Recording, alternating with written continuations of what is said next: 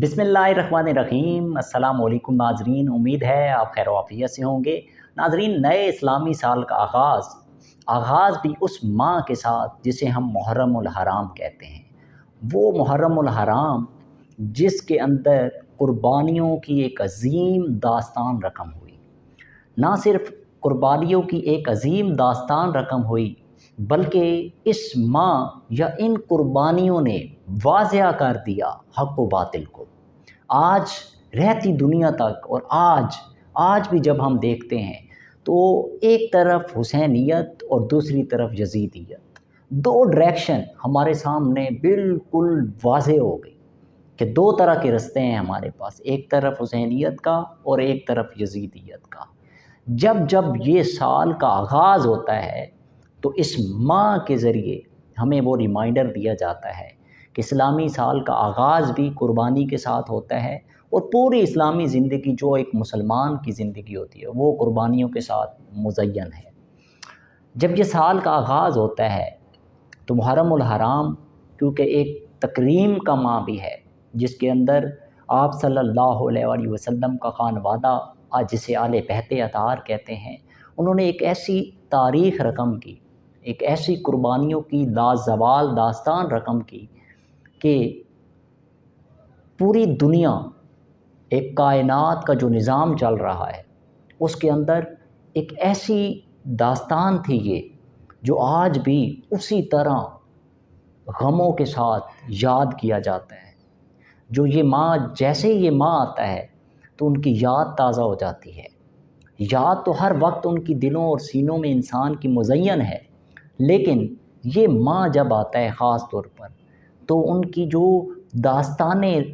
Karbala में जो दास्तान एक रकम हुई वो उसको ताज़ा करते हैं हम,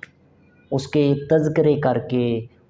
उनके गम में रो के, उनकी याद को ताज़ा करके। हर एक का अपना अपना एक अंदाज़ है जिसके ज़रिए वो गम हुसैन, शोहदाए करबला की याद को ताज़ा करते हैं। लेकिन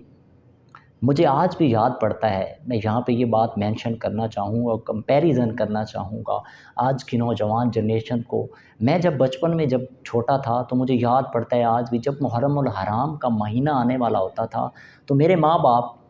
जो पढ़े लिखे नहीं हैं, लेकिन आप उनकी मोहब्बत, अक़ीदत और निस्बत का तअल्लुक़ ज़रा देखिएगा। वो हमें मना करते थे कि नए कपड़े नहीं लेने, नए जूते नहीं लेने, किसी किस्म की नई चीज़ नहीं लेनी। अब ये मना नहीं है, लेकिन मोहब्बत देखें और अदब का अंदाज़ देखें कि वो आले बैत अतहार जो हज़ूर पाक सल्लल्लाहु अलैहि वसल्लम की ज़ात के लिए हज़रत यूसुफ़ और याकूब की मिसाल लें तो हज़रत याकूब जिस तरह हज़रत यूसुफ़ अलैहिस्सलाम से मोहब्बत करते थे कि उनको उनके मिलन, उनकी जुदाई में उनकी आँखें नाबीना हो गईं। आप सल्लल्लाहु अलैहि वसल्लम हसन और हुसैन के साथ जिस तरह मोहब्बत करते थे और जो हमें मैसेज दे के गए उसका आप खुद अंदाज़ा लगा लें। वो आले बैत अतहार, तो वो जब उनका ज़िक्र आए, जब उनकी याद आए तो उसका दर्जा क्या होगा आप ज़रा अंदाज़ा लगाएं। मेरे वालिदैन मुझे हमेशा कहते थे और हम उसी तरह मोहब्बत, अदब, तकरीम वही पहलू सामने रखते थे। आज तक मैं वही चीज़ें अप्लाई करता हूँ अपनी ज़िंदगी में कि जैसे ही मुहर्रमुल हराम आता है, अपने जो हम मुस्कुराहट, हँसते हैं, शुगल मज़ाक, गपशप, गाने वग़ैरह वग़ैरह, जो हमारी ज़िंदगी में हर चीज़ उसी तरह रवा दवा होती। जैसे रमज़ान आता है तो हम रोज़े रख के एक अपनी लाइफ को एक पैटर्न की तरफ लेके जाते हैं, एक ज़ब्त की तरफ लेके जाते हैं। इसी तरह जब मुहर्रमुल हराम आता है तो वहाँ हमें वो, एक तरफ तो कुर्बानियाँ थी, एक तरफ तो वो याद ताज़ा होती है, दूसरी तरफ हमें वो एक मैसेज दे के गया, वो उनकी कुर्बानियाँ हमें एक मैसेज देती हैं वो दूसरी तरफ। लेकिन इसके साथ ही जो चीज़ हमें मैसेज और हमारे लिए जो एक इम्तिहान भी है एक तरह से कि हम ईमान वाले बनते हैं, तो अदब का भी एक दायरा कार है। लेकिन आज पाकिस्तान की कौम या उम्मत मुस्लिमा को ख़ास तौर पे जब देखता हूँ या अपनी नौजवान जनरेशन को देखता हूँ तो जिस तरह उन्हें एहसास ही नहीं है कि कितनी बड़ी कुर्बानियों की लाजवाल दास्तान रकम हुई। आज अगर हमारी फैमिली में कोई किसी की वफ़ात हो जाए وصال کر جائے تو آپ اندازہ لگائیں جب اس کے وہ دن آتے ہیں تو ہم اس کو کیسے یاد کرتے ہیں، ہمارا دل کیسے تڑپتا ہے، جو جس کے ساتھ جتنی محبت نسبت تعلق رکھتا ہے وہ اس کے لیے کتنا محسوس کرتا ہے اس جدائی کو۔ تو ذرا اندازہ لگائیں کائنات کی اس آپ صلی اللہ علیہ وآلہ وسلم جو پوری امت کے لیے ایک محبت اور احترام کا عظیم درجہ رکھتے ہیں، تو وہ ان کی آل بیت اطہار جن کے آپ صلی اللہ علیہ وسلم نے فرمایا کہ جو حسن و حسین سے محبت کرتا ہے وہ مجھ سے محبت کرتا ہے، اور جو مجھ سے محبت کرتا ہے وہ خدا سے محبت کرتا ہے، وہ درجہ، تو وہاں پہ آپ عزت و تکریم اور ادب کا کیا درجہ ہوگا۔ تو خدا را میری آپ سے اپیل ہے، جہاں یہ سال کا آغاز ہوا ہے محرم الحرام سے، تو اس ادب کے اور اس احترام کے اس تکریم کے درجوں کو ہمیشہ قائم و دائم رکھیں، جو اپنی پوری زندگی آپ 11 مہینے جو اپنی زندگی میں کرتے ہیں، تھوڑا سا اس کو اپنی زندگی میں سوچیں کہ کتنا بڑا واقعہ ہوا تھا، کتنی بڑی شہادتیں ہوئی تھیں۔ تو اس احترام کے درجے کو سامنے رکھتے ہوئے اپنے اپنے جو معاملات ہوتے ہیں اس میں تھوڑا سا وہ پہلو میں متوازن لے کے آئیں، ان کو روک لیں کچھ عرصے کے لیے، اس نسبت اور اس غم کی جو صورتحال ہے اس کو سامنے رکھتے ہوئے۔ دوسری طرف یہ جو محرم الحرام ہے وہ ہمیں یہ تفریق بھی ہمارے سامنے کر گیا کہ حق و باطل کیا تھا، ایک طرف حق کی جنگ، دوسری، دونوں دیکھیں وہاں پہ دونوں طرف ایک مسلمان تھے، لیکن ڈائریکشن دیکھیں کہ وہ مسلمان ہو کہ اپنی زندگیوں میں اسلام کو جو نظام ضابطہ کے طور پہ پہلوؤں کو سامنے رکھنا تھا، وہ کہتے تھے ہم جو مرضی کریں، ہر چیز، وہ زندگی کا ہر گناہ، حرام کو حلال کر دیا اور حلال کو حرام کر دیا تھا۔ لیکن دوسری طرف انہوں نے حق اور سچ کو ایسے واضح کر دیا کہ رہتی دنیا تک کائنات جو ہے، جو بھی کلمہ پڑھتے ہیں آپ، وہ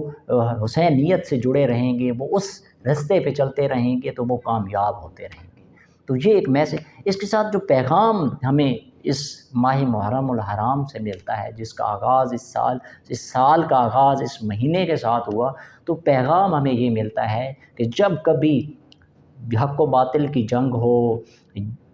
یعنی ہمارے سامنے دو ڈائریکشنز واضح ہو گئی، ایک طرف حسینیت، دوسری طرف یزیدیت، لیکن اب ہم نے دیکھنا ہے کہ یزیدیت کیا ہے اور حسینیت کیا ہے۔ یزیدیت ہے ہر ظلم، ہر طرح کا ظلم، اندھیرا، دوسرے کے لیے پریشانی، عذاب کی صورت، گناہ، حرام، ہر طرح کی کرپشن، بے ایمانی، بددیانتی، ظلم و زیادتی، ہر طرح کی برائی، وہ یزیدیت ہے۔ اور دوسری طرف حسینیت کیا ہے؟ اچھائی، رہنمائی، ہر طرح کے اصول، ضابطے، زندگی اسلام کے مطابق گزارنا، یہ ہر طرح کی جو حق و باطل، ہمیشہ مظلوم کے ساتھ کھڑا ہونا، ہمیشہ انصاف کا ساتھ دینا، یہ ساری کیا ہے؟ یہ حسینیت۔ یہ دو ڈائریکشن راستے واضح ہو گئے۔ یہ پیغام دیتا ہے کربلا اور یہ محرم الحرام ہمیں، اور سال کا آغاز اسی کے ساتھ ہوتا ہے کہ ہم تجدید کریں، عہد کریں آج کے دن۔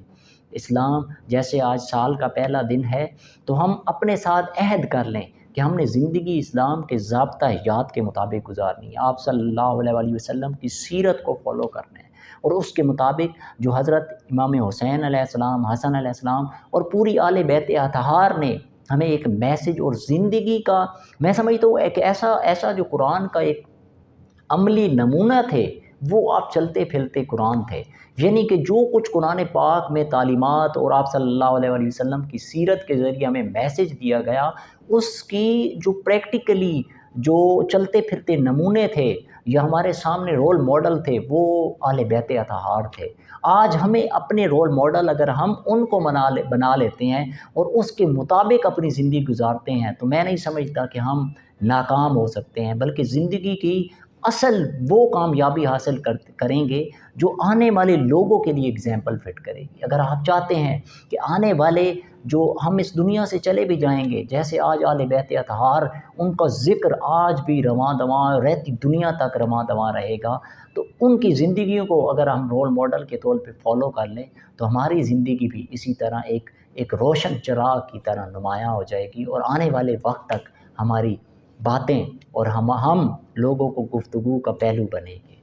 تو دعا ہے اللہ تعالیٰ اس نئے سال کو ہمارے لیے خیر و برکت کا باعث بنائے، اور جتنے مسلمان اس وقت پریشانی کی صورت میں ہیں ان سب کے لیے آسانیاں پیدا فرمائے، سب کے لیے جو ہے معاملات میں آسانی ہو، اور ہر طرح سے جو اس وقت ایک امت مسلمہ پہ